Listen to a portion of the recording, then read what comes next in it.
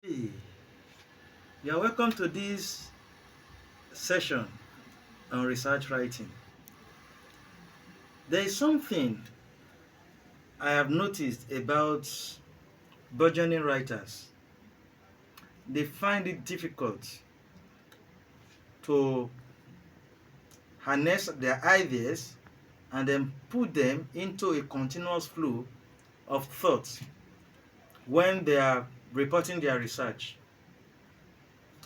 Today, I'll give you one clue that can help you to manage this challenge.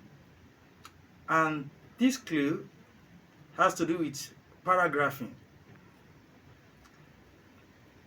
Ensure that your writing is done in good and developed paragraphs. And for you to do this, it requires that you break your idea into different units which can now be addressed paragraph by paragraph. For instance, if you are to write background to the study of your work, I've already explained some of the things you will need to be doing in this section. Now, for you to now put it into practice, all you need to do is to now break your idea into units.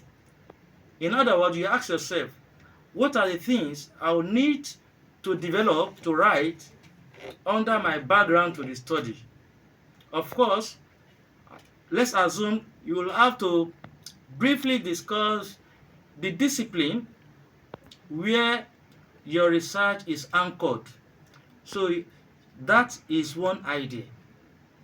You understand? You may decide to do this in a single paragraph. And then you can go further, or if you like, you may also decide to write it in two paragraphs so that you can now break the idea into two. You want to identify the discipline where the research is anchored. Briefly, you describe what is done in that discipline in one paragraph. Then the next paragraph, you can now tell us the different matters, the different topics, the different issues, the different subjects addressed in that discipline. That can now be the second paragraph, what you are going to discuss in your second paragraph. The first paragraph, you identify and explain generally what is done in that discipline. The second paragraph, you may now decide to address the different subjects, different matters you think are usually addressed in that discipline. So that has already given you two paragraphs. Then the next thing, as we mentioned earlier, under your background to the study, after identifying the discipline where your research is anchored, you can now move further by also identifying the sub-discipline, because the discipline is usually broad or wide, and your research might have to be anchored in a specific sub-discipline. So your third paragraph can now address the sub-discipline which is drawn from the general discipline, and then you address that in the third paragraph, and so on and so forth. And you now ensure that these paragraphs are linked. For instance, if you are addressing the first paragraph, which in this case we said you are discussing the discipline where the research is anchored, towards the end of that discipline, of that paragraph, you find a way of linking it with the preceding paragraph. If you want to discuss some of the topics addressed there, we have to see that the second paragraph is linked with the first paragraph. And then when you are going to the third paragraph, we also want to see that the third paragraph is also linked with the second paragraph. So this linkage has to be established in all the paragraphs.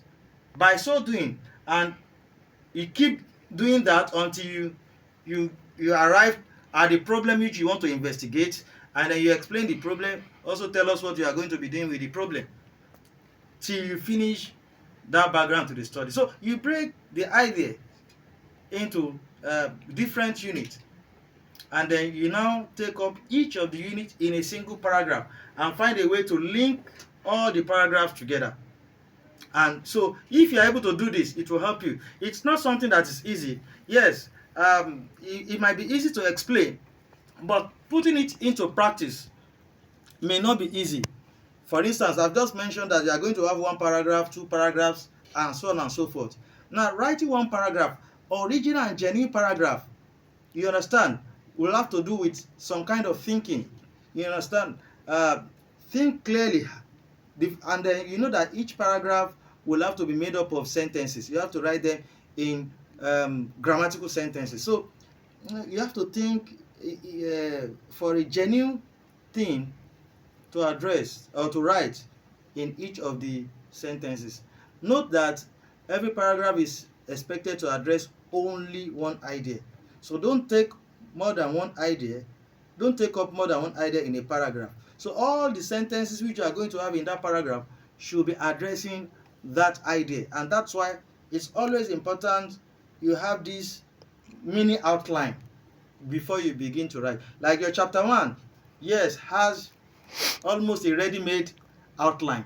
But for each of the sections, you can also have a sub outline, and that is what I meant by breaking down your ideas into subunits. Then you can now take them up paragraph by paragraph. So if you do that, it will make your work to move. It may be very slow, but it will give your work some focus and direction, and so that by the time your supervisor or whoever reads your work at the end of the day will make some meaning out of your work, and will also know how to make an observations that can improve your work. So thank you for listening to this session. We meet next time. Thank you.